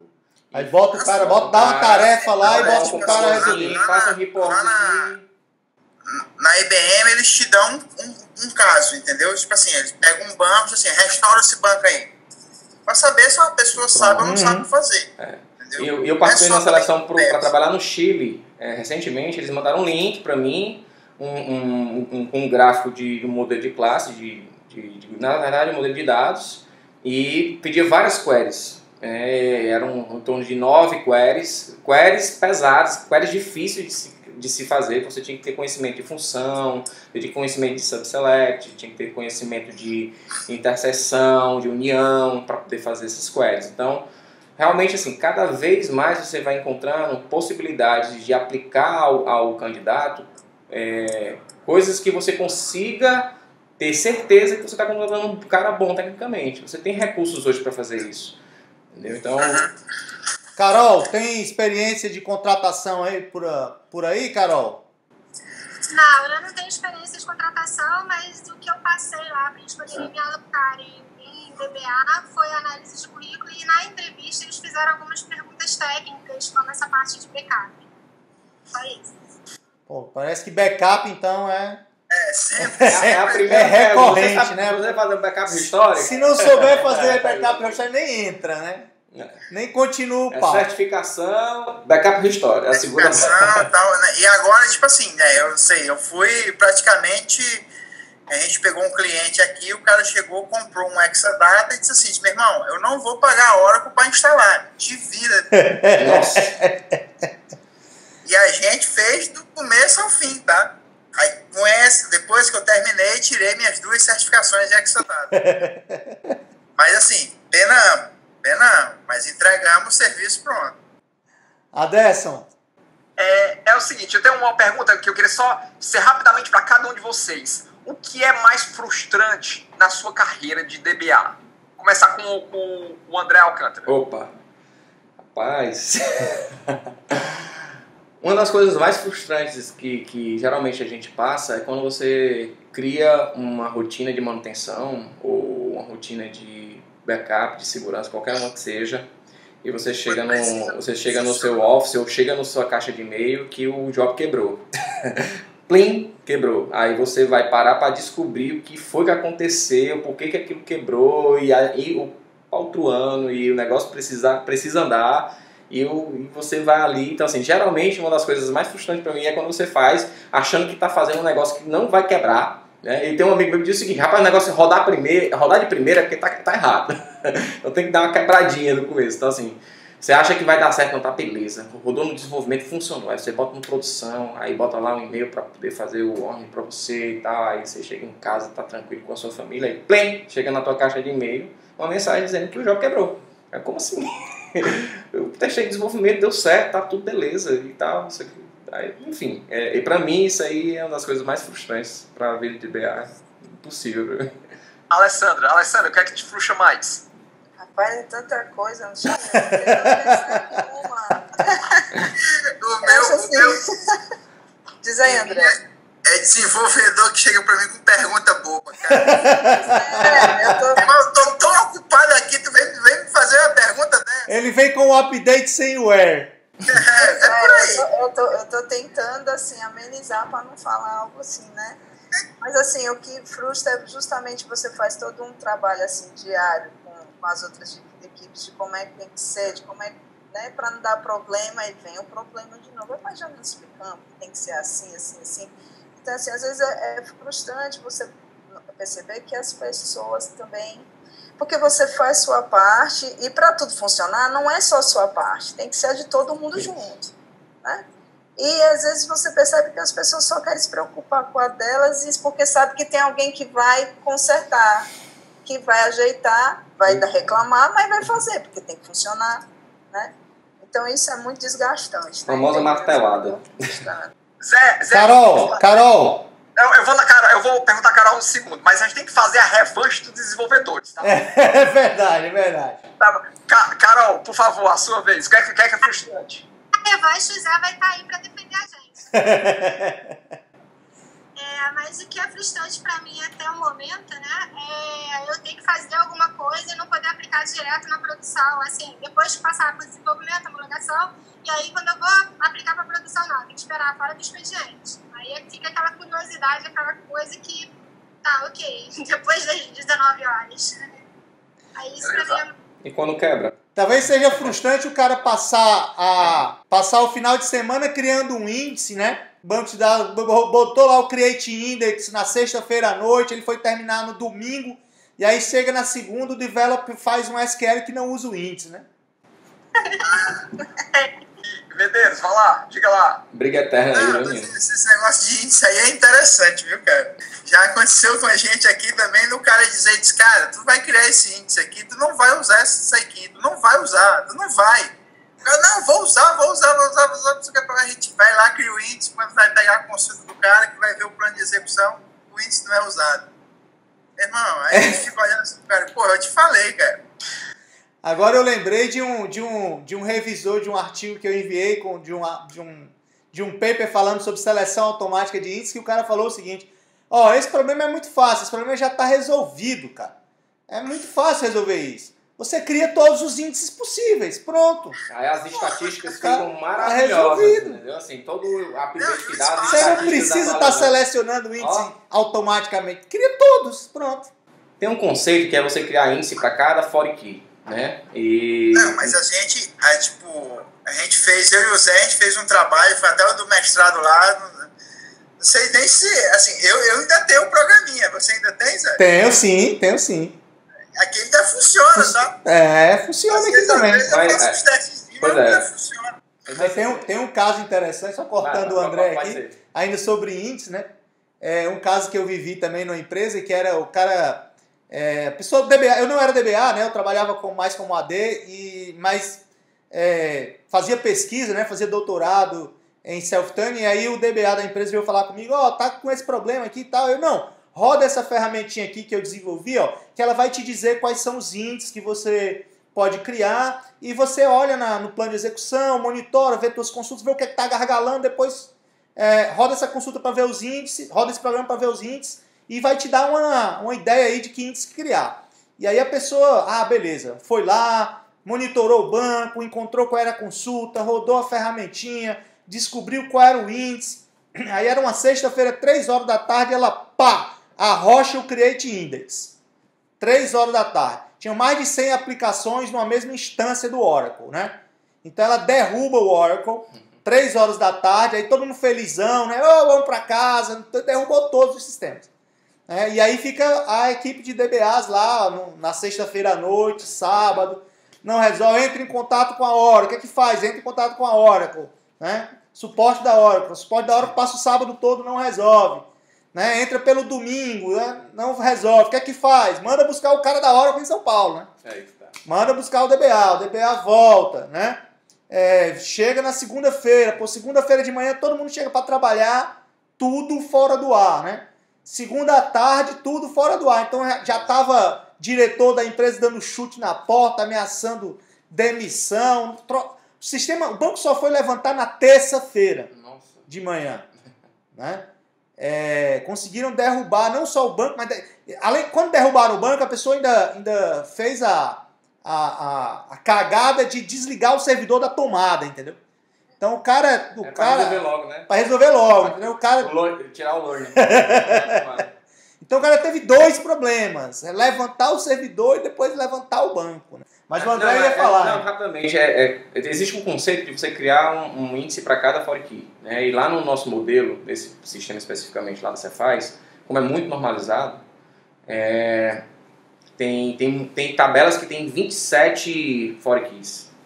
Aí você criar 27 índices de uma coluna única, as estatísticas, toda vida que se atualiza numa tabela, acontece uma atualização nessa tabela, as estatísticas vão lá para cima, dá um overhead terrível. E eu falando pro pessoal de produção, dizendo, gente, não, esse conceito, ele não é bem para seguir a risca, é uma boa prática. E ainda tem gente que tem uma ferramenta na Microsoft que você usa o profile, né, usa o trace, ele gera lá um arquivo trace, aí você usa essa ferramenta que é o Tuning Advisor, se não me engano, coisa assim, você usa lá... Index Tuning Advisor. Você usa essa ferramenta, ele lê o trace e te diz, né? Teve nessa empresa americana, para você ter ideia, que eu fiz essa migração para o Postgres, teve um índice lá com 37 colunas que o Advisor pediu para ser criado. Então tem que ter bom senso na hora de criar um índice. Tem uma DB Dica que mostra esse Advisor aí que ele tá falando aqui no canal Antena Dev. E uma coisa interessante é que um aluno nosso aqui, a gente pegou esse semestre um caso onde a gente rodou o Tuning Advisor diz, cria o índice tal. A gente cria o índice tal e a consulta não melhora, ele não usa o índice, tá? Então, assim, a ferramenta ela ajuda, ela é muito boa, ela é fantástica, mas você precisa conhecer banco de dados, né? Precisa conhecer indexação, processamento de consulta, processamento de transações, senão não adianta. Só usar a ferramenta não vai resolver. Aderson. É isso aí. Eu esgotei a minha agenda. Deixa aí você fazer os seus encerramentos. Bom, eu também esgotei todas as perguntas que eu tinha. Eu só tenho a agradecer, né? Cada um de vocês. Agradecer enormemente aqui o André Alcântara, que veio abrilhantar essa nossa conversa aqui. Esse é o momento do agradecimento e do jabá. Então, quem tiver curso, quem tiver ferramenta para fazer propaganda, é agora. Então, agradeço o André. Não, tá? Eu estou extremamente assim, lisonjeado pelo convite e por participar disso. É a minha primeira vez numa entrevista como essa, né? É bom você ter notoriedade no mercado, o network sempre é muito bom. E, assim, tudo que foi dito aqui, se eu tivesse tudo isso, esse acesso a tudo isso, na época que eu comecei, há 10 anos atrás, talvez algumas coisas teriam sido diferentes. Não que eu me arrependo do que eu fiz, mas... Eu ia ser DBA, né, Zé? Não, talvez... Não, ele ia ser um DBA... Ele teria chegado a DBA mais rápido. Talvez, né? Não sei. Mas todas as informações foram extremamente válidas. Acho que coincidiu, inclusive, né? A gente está falando com profissionais experientes, então tudo que foi dito se confirmou, um ao outro aqui falando. E é isso, gente. Mercado é bom. Eu acho que tem a oportunidade, tem mercado, tem oportunidade, mas depende de nós, depende de cada um de vocês, né? Escolher isso, ter paixão e se aperfeiçoar. Ale, finalmente eu consegui trazer a Ale para uma conversa, né? Já era algo que eu queria há bastante tempo, então muito obrigado, Ale, pelo seu tempo. Eu sei que você está aí de sobreaviso, né? Mas eu queria agradecer muito a sua participação, tá? O seu desprendimento, a sua boa vontade em compartilhar seu conhecimento, né? Toda a sua experiência aqui conosco e com os nossos ouvintes, com os nossos assinantes. Muito obrigado, Ale. Imagina, eu que agradeço. Só assim, é a primeira vez que eu estou também gravando, eu nunca participei de entrevista nem nada, e para mim é uma honra, é gratificante e poder passar o que eu sei, meu conhecimento, minha experiência de vida e até ajudar a quem está querendo ser DBA, porque eu não tive isso, né? No meu tempo, assim, acho que tinha pouquíssimos DBAs até no mercado, e eu não sei nem se a gente era DBA, a gente era alguma coisa na empresa. Não tinha esse nomezinho assim, não. Trabalhar com dados. Era. E assim, eu só tenho a dizer a quem está começando, né, que pelo menos lá na empresa é o cargo que se paga melhor na área de TI, tá certo, pessoal? Eu sei que salário não é tudo, vocês vão ter que ter vocação para poder seguir essa carreira, mas assim, você não enriquece, mas você se diverte e você vai ter dinheiro para viver bem, né? E não vai ter rotina. E não vai ter rotina. Vai viver sempre com emoção, muita emoção. Quem tiver aí coração que não aguente assim, uns sustos, né? Aí já viu, né? Tem que ir todo ano pro cardiologista. E assim, eu desejo boa sorte a todos que estão querendo seguir essa carreira. O Zé tem meus contatos, eu não sei onde é que vai ser publicado esse vídeo, mas assim, eu estou aberta a tirar dúvidas com todo mundo, tá? Quem precisar pode contar comigo. Queria agradecer também a Carol. Carol também já queria convidar há mais tempo para participar aqui do canal. Carol fez doutorado comigo lá na PUC do Rio, né? Nós fomos contemporâneos por alguns anos lá no Rio. Então ficou uma grande amizade, é minha colega de pesquisa. A gente ainda vai emplacar uns artigos juntos, né? A gente ainda tem todo ano a gente disse que vai começar uma pesquisa nova juntos e a gente nunca começa, né? Mas vamos começar. E foi um grande prazer, Carol, obrigado pela sua presença. Eu sei que você está aí no TRF, na UERJ, eu sei que você é muito ocupada, mas obrigado por compartilhar seu conhecimento conosco. Eu queria agradecer e dizer que assim, não pude contribuir muito pela pouca experiência nessa parte de DBA, mas eu queria muito agradecer essa oportunidade de estar dividindo com essas pessoas tão experientes, assim, né? Esses cenários todos, e foi muito interessante. Eu gostaria que meus alunos, tenham alguns alunos interessados em bancos de dados, gostaria que eles continuassem seguindo essa linha, porque, assim, como eu disse, eu sou apaixonada e acho que tem um futuro aí bem grande, embora a nuvem, né, seja assumida, assim, mais a administração, mas eu acho que tem um grande futuro aí pela frente. Andrezão, meus agradecimentos. O André também foi meu aluno de longas datas, um DBA super experiente. O André tem uma história engraçada, André, que eu conto para todo mundo que quando eu tenho alguma dúvida de banco de dados, de Oracle, de SQL Server, eu ligo para ti, eu mando o e-mail, né? E eu, André, como é que faz isso aqui no PostgreSQL, cara? Desesperado. E as pessoas perguntam, mas você é professor, doutor em banco de dados e não sabe, né? E pergunta pro seu aluno, o meu ex-aluno, ele sabe muito mais do que eu, né? E eu não tenho nenhum problema, e pergunto mesmo, né? O André sabe que eu perturbo. Quando eu tô com algum problema, alguma ideia, eu ligo para ele, mando e-mail, como é que eu resolvo esse problema aqui, André? Porque eu sei que o André vai ter uma resposta e uma boa resposta. Então, muito obrigado, André, por você sempre compartilhar seu conhecimento aí conosco, e agora mais uma vez aqui no canal Antena Dev, nessa entrevista, compartilhando aí toda a sua experiência conosco. Muito obrigado.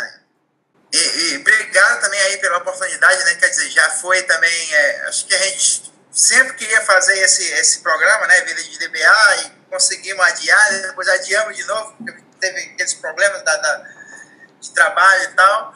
Mas, cara, muito legal, muito... Então, foi um prazer estar com vocês, pessoal. A Décio está aí no Canadá também, a Alessandra, a Carol aí, o André também, tá? Agradecer aí ao nosso co-host aí, Adeson Oliveira, nosso representante no Canadá, né? Muito obrigado mais uma vez, ele que tem o seu podcast, tem o seu site de treinamentos, mas está sempre disponível aqui para participar das nossas entrevistas. Muito obrigado, Adeson. Beleza, Zé, beleza. Como sempre, enviar. Adoro realmente essa coisa de você conseguir buscar experts naquela área e a gente conversar. Adoro fazer isso. E queria deixar um abraço para quem me introduziu a banco de dados. Queria deixar um abraço para a professora Vânia e para o professor Javan também, da nossa época, Zé, que foram quem enfim, nos introduziram a essa área. Eu tenho o grande orgulho, o grande prazer, né, de ter sido aluno tanto do Javan quanto da Vânia, e hoje são meus colegas aqui no departamento de computação. Tenho assim uma reverência para com eles enorme, né? Então, realmente eu sou muito grato. Nesse episódio eu queria dedicar a esses dois professores, né? Ao professor Javan e à professora Vânia. Então, muito obrigado, Vânia. Muito obrigado, Javan. Esse episódio é dedicado com muito carinho a vocês dois. E obrigado aos nossos ouvintes, aos nossos assinantes do canal Antena Dev. Obrigado. Continue antenado aí, ligado no canal Antena Dev, que é um canal essencial para quem é da área de tecnologia da informação. Tá? Muito obrigado a todos e até a próxima.